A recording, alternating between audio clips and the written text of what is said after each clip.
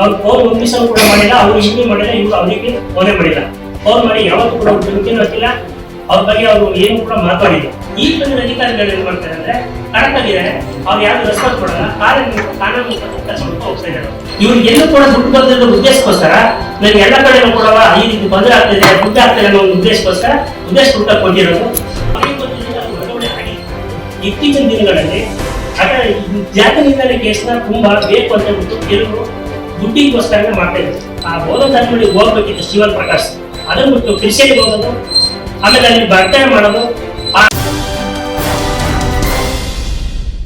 ಈ ಸಕಲೇಶಪುರಕ್ಕೆ ಪರಾಜಿತ ಅಭ್ಯರ್ಥಿಯಾಗಿ ಮುರಳಿ ಮೋಹನ್ ಬಂದು ಅಧಿಕಾರಿಗಳಿಗೆ ಧಮಕಿ ಹಾಕ್ತವ್ರೆ, ಅವರಿಗೆ ತೊಂದರೆ ಕೊಡ್ತವ್ರೆ ಅಂತ ಅನಾವಶ್ಯಕವಾಗಿ ಈ ಸಲದ ಅಪರಾಧವನ್ನು ಹೊರಿಸ್ತಾ ಇದ್ದಾರೆ. ಅವ್ರು ಹೊರಿಸ್ತಾ ಉದ್ದೇಶ ಏನಪ್ಪಾ ಅಂತಂದ್ರೆ, ಹಿಂದೆ ಅವರು ಮುರಳಿ ಮೋಹನ್ ಸರ್ ಇಲ್ಲಿಗೆ ಸಕಲೇಶಪುರಕ್ಕೆ ಬಂದು ಕಾಂಗ್ರೆಸ್ ಪಕ್ಷ ಕಟ್ಟಿ ಬೆಳೆಸಿ ಕಾಂಗ್ರೆಸ್ ಪಕ್ಷನ ಏನು ಹಿಂದೆ ಇದ್ದಂತ ಕಾಂಗ್ರೆಸ್ ಪಕ್ಷನ ಮುಂದೆ ತಗೊಂಡು 44,000 ಓಟ್ನ ತಗೊಂಡು ಇವತ್ತು 2ನೇ ಸ್ಥಾನಕ್ಕೆ ಬಂದು ನಮ್ಮ ಸಕಲೇಶಪುರದಲ್ಲಿ ಇದ್ದಂತ ಕಾಂಗ್ರೆಸ್ ಪಕ್ಷನ ಎಲ್ಲ ಮುಂಚೆ ಇದ್ದಂತ ಘಟಕಗಳನ್ನೆಲ್ಲ ಇಂಪ್ಲಿಮೆಂಟ್ ಮಾಡ್ಕೊಂಡು ಪಕ್ಷದಲ್ಲಿ ಎಲ್ಲ ಕಾರ್ಯಕರ್ತರೆಲ್ಲ ತಗೊಂಡು ಹೋಗಿ ಕೆಲಸ ಮಾಡ್ತಾರೆ. ಅದೇ ರೀತಿ ಈಗ ಏನಪ್ಪಾ ಅಂತಂದ್ರೆ ದೊಡ್ಡಯ್ಯ ಅನ್ನೋರು ಒಂದು ಹೇಳಿಕೆ ಕೊಡ್ತಾರೆ, ಅವರು ಅಫಿಷಿಯಲ್ಸ್ ಧಮಕಿ ಹಾಕ್ತಾರಂತ. ಈಗ ಸಕಲೇಶಪುರಕ್ಕೆ ಬಂದಿರೋಂತ ಕೃಷಿ ಅಧಿಕಾರಿ ಒಬ್ರು ಪ್ರಕಾಶ್ ಅನ್ನೋರು ಬಂದವ್ರೆ, ಅವರಿಗೆ ಧಮಕಿ ಹಾಕಿರ ಅಂತ ಹೇಳ್ತಾರೆ. ಅದು ಅವ್ರು ಹೇಳೋ ಮಾತಿಗೆ ಇದು ತಾಳೆ ಆಗಲ್ಲ. ಯಾಕೆಂದ್ರೆ ಅವ್ರಿಗೆ ಯಾವುದೇ ರೀತಿಯೂ ಕೂಡ ಮುರಳಿ ಮೋಹನ್ ಯಾವುದೇ ಕಾರಣ ಪ್ರಕಾಶ್ ಅನ್ನೋಕ್ಕೆ ಫೋನ್ ಮಾಡಿಲ್ಲ. ಇವರೇ ಪೊಲೀಸ್ ಸ್ಟೇಷನ್ಗೆಲ್ಲ ಎದುರಿಸಿ, ಇಲ್ಲ ಸರ್ ಹಂಗ್ ಮಾಡ್ತೀವಿ, ಹಿಂಗ್ ಮಾಡ್ತೀವಿ, ಇಲ್ಲ ನನ್ನ SP ತಗೋತೀನಿ ಅಂತ ಎದುರಿಸ್ಬಿಟ್ಟು ಅಲ್ಲಿ ಹೋಗ್ಬಿಟ್ಟು ಕೇಸ್ ಅನಸ್ತು ಮಾಡ್ಬಿಟ್ಟು ಕೇಸ್ ಮಾಡಲೇಬೇಕು ಅಂತ ಹೇಳ್ಬಿಟ್ಟು ಕೇಸ್ ಮಾಡಿ ದುಡ್ಡು ತಾಳ್ತಾ ಇದ್ರು. ಹಾಗಾಗಿ ದುಡ್ಡು ತಾಳೋದ್ರಿಂದ ಈ ಬಂದಿನ ಅಧಿಕಾರಿಗಳು ಏನ್ ಮಾಡ್ತಾರೆ ಅಂದ್ರೆ ಕಡಕ್ಟಾಗಿದ್ದಾರೆ, ಅವ್ರು ಯಾವ್ದು ರೆಸ್ಪಾನ್ಸ್ ಕೊಡಲ್ಲ, ಕಾನೂನು ಮುಖಾಂತರ ಕೆಲಸ ಮಾಡ್ಕೊಂಡು ಹೋಗ್ತಾ ಇದ್ದಾರೆ.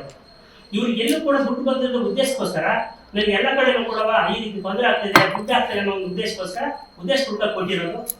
ಯಾವುದೇ ರೀತಿ ನೀವು ಮಾತಾಡಿದಂಥದ್ದು ರಾಂಗ್ ಇದೆ, ಅದನ್ನ ನಾವ್ಯಾರು ಕೂಡ ಮುಖ್ಯಕ್ಕೆ ರೆಡಿ ಇಲ್ಲ.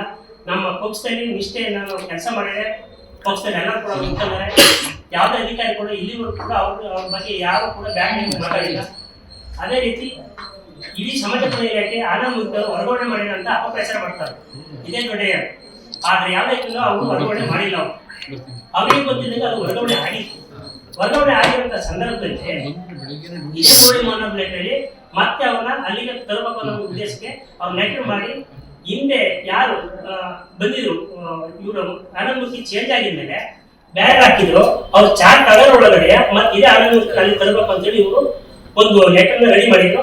ಅಷ್ಟೊತ್ತಿಗೆ ಆನಂದಮೂರ್ತಿಯರ ಡೈರೆಕ್ಷನ್ಗೆ ಮುರಳಿಯನ್ನು ಕೂಡ ಹೇಳಿ ಅವ್ರು ತಮ್ಮ ಹೆಚ್ಚಿದ್ರು ಅಂತೇಳಿ ಅವ್ರ ಕಡೆಯಿಂದ ಕೋರ್ಟ್ ಅಲ್ಲಿ ಸ್ಟೇ ತಗೊಂಡ್ರೆ ಅದು ಮುರಳಿಯನ್ನು ಕೂಡ ಸಪೋರ್ಟ್ ಇದೆ, ಮುರಳಿ ಕೂಡ ಸಪೋರ್ಟ್ ಇದೆ.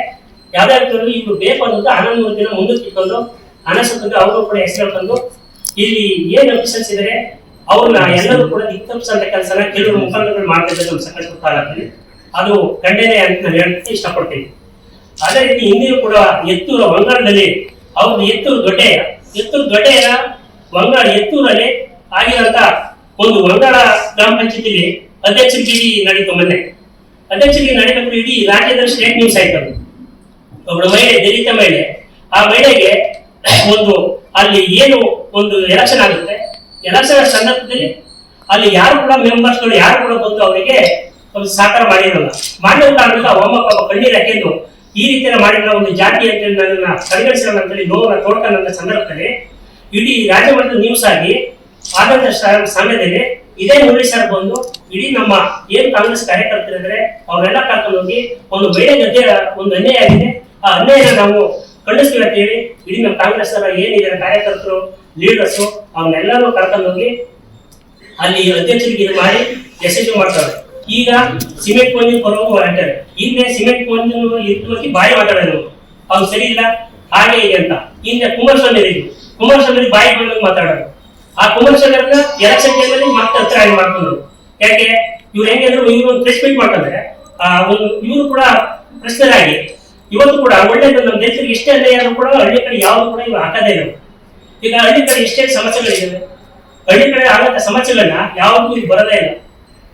ಜಮೀನಿಂದ ಆಗಿರ್ಬೋದು, ಒಂದು ಯಾವ್ದಾದ್ರು ಸಮಸ್ಯೆ ಆದ್ರೂ ಕೂಡ ಒಂದು ಬರೋದೇ ಇಲ್ಲ. ಈಗ ಏನಪ್ಪಾ ಅಂತಂದ್ರೆ ಯಾವ್ದು ಕೇಸ್ ಆಗಿದೆ ಜಾತಿ ನಿರ್ಣಯ ಕೇಸ್ ಆಗುತ್ತೆ, ಅದ್ರ ದುಡ್ಡು ಆಗಂತ ಮಾತ್ರ ಇವ್ರು ಭಾಗವಹಿಸ್ಕೊಳ್ತಾರೆ.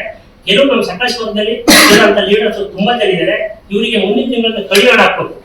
ಅದರ ಜೊತೆಗೆ ಏನ್ ಹೇಳ್ತೀವಪ್ಪ ಅಂತಂದ್ರೆ, ನಮ್ಮ ಸಕಲೇಶ್ಪುರದಲ್ಲಿ ಇತ್ತೀಚಿನ ದಿನಗಳಲ್ಲಿ ಜಾತಿ ನಿರ್ಣಯ ಕೇಸ್ನ ತುಂಬಾ ಬೇಕು ಅಂತ ಹೇಳ್ಬಿಟ್ಟು ಕೆಲವರು ದುಡ್ಡಿಗೋಸ್ಕರ ಮಾಡ್ತಾ ಇದ್ದಾರೆ. ಇದನ್ನ ನಾವು ಯಾವತ್ತೂ ಕೂಡ ಒಪ್ಕೊಳ್ಳೋಕೆ ರೆಡಿ ಇಲ್ಲ.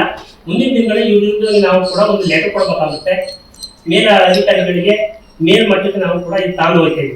ಇಡೀ ಸಕಲೇಶ್ಪುರದ ಅಂಬೇಡ್ಕರ್ ಸ್ಟಾಕ್ ಇರ್ಬೇಕಾದ್ರೆ ಒಂದು ಅಂಬೇಡ್ಕರ್ ಸ್ಟಾಕ್ ಹಳೆ ಬಸ್ ಸ್ಟ್ಯಾಂಡ್ ಅಂಬೇಡ್ಕರ್ ಸ್ಟಾಕ್ ಇಟ್ಟು ಒಂದು ಅದು ಇಟ್ಟು ಪುರಸಭೆ ಜಾಗ ಕೊಟ್ಟಾರೆ. ಜಾಗ ಕೊಟ್ಟು ಹಳೆ ಬಸ್ ಸ್ಟ್ಯಾಂಡ್ ಒಂದು ಅಂಬೇಡ್ಕರ್ ಸ್ಟಾಚ್ ಇಟ್ಟಿದ್ವಿ. ಆ ಇಟ್ಟಿನ ಸಂದರ್ಭದಲ್ಲಿ ಬಂದು ಅದನ್ನೆಲ್ಲ ಇಟ್ಟು ಲಾಸ್ಟ್ ಅಲ್ಲೂ ಕೂಡ ಎಲ್ಲ ಚಿತ್ರಪತಿ ಮಾಡಿ ಅಲ್ಲಿ ಕೂಡ ಜಗಳ ಮಾಡ್ಕೊಂಡು ಜಗಳ ದಿಕ್ಕಚ್ಚು ಹೋಗ್ತಾವ್ರು ಕೆಲವರು. ಈಗೇನು ಸ್ಟೀವನ್ ಪ್ರಕಾಶ್ ಅಂತ ಹೇಳಿ ಅನಸುತ್ತಿಗೆ ನಾನು ಪತ್ರಕರ್ತ ಅಂತ ಹೇಳಿ ಈ ಹಾಸನಕ್ಕೊಂದು ಅವ್ರು ಒಳ್ಳೆ ಅವ್ರ ನಿಜ ಏನಪ್ಪ ಅಂತಂದ್ರೆ ಅವ್ರದ್ದು ಹಿಂದೆ ಅವ್ರ ಹೆಸರು ಏನ್ ಗೊತ್ತಾ, ಅವ್ರ ಹೆಸರು ಸುಬ್ಬು ಅಂತ, ಅವ್ರ ಹೆಸರು ಸುಬ್ಬು ಅಂತ. ಈಗ ಏನ್ ಮಾಡ್ತಾರೆ, ಒಂದ್ ಹೆಸರನ್ನ ಚೇಂಜ್ ಮಾಡ್ಕೊಂಡ್ಬಿಟ್ಟು ಸ್ಟೀವನ್ ಪ್ರಕಾಶ್ ಅಂತ ಕ್ರಿಶ್ಚಿಯನ್ ಸೇರ್ಕೊಂಡ್ಬಿಟ್ಟು ಒಂದ್ ಹೆಸರನ್ನ ಚೇಂಜ್ ಮಾಡ್ಕೊಂಡ್ಬಿಡ್ತಾರೆ. ಇಲ್ಲಿ ಹಾಸನಕ್ಕೆ ಒಂದು ಏನ್ ಮಾಡ್ತಾರೆ, ನಾನು ಪ್ರೆಸ್ ಮೀಟ್ ಅಲ್ಲಿ ಇದ್ದೀನಿ ಅಂತ ಹೇಳ್ಬಿಟ್ಟು ಜನಗಳಿಗೆ ಸುಮ್ಮನೆ ಬಂದ್ಬಿಟ್ಟು ದಿಕ್ತಪ್ಪಿಸ್ತಾ ಇದ್ದಾರೆ. ಅದು ಮುಂದಿನ ದಿನ ಒಳ್ಳೆ ಬೆಳವಣಿಗೆಲ್ಲ ಮಾತಾಡಿದ್ರೆ ಅಂಬೇಡ್ಕರ್ ಅನುಯಾಯಿಗಳು, ಅಂಬೇಡ್ಕರ್ ವಾದಿಗಳು ನಾವು ಕೇಳ್ತಾರೆ.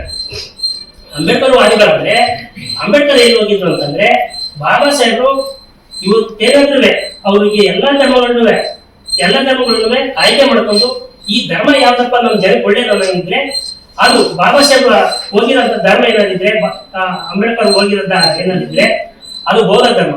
ಆ ಬೌದ್ಧ ಧರ್ಮಗಳಿಗೆ ಹೋಗ್ಬೇಕಿತ್ತು ಸ್ಟೀವನ್ ಪ್ರಕಾಶ್. ಅದನ್ನ ಬಿಟ್ಟು ಕ್ರಿಶ್ಚಿಯನ್ಗೆ ಹೋಗೋದು, ಆಮೇಲೆ ಅಲ್ಲಿ ಬರ್ತಡೇ ಮಾಡೋದು, ಇದನ್ನೆಲ್ಲ ಮಾಡ್ಬಿಟ್ಟು ಜನರ ಬಂದವರಿಗೆ ಕ್ರಿಶ್ಚಿಯನ್ ವಿಚಾರ ಹೇಳೋದು, ಇದೆಲ್ಲ ಇದು ಒಳ್ಳೆಯ ಬೆಳವಣಿಗೆ ಅಲ್ಲ.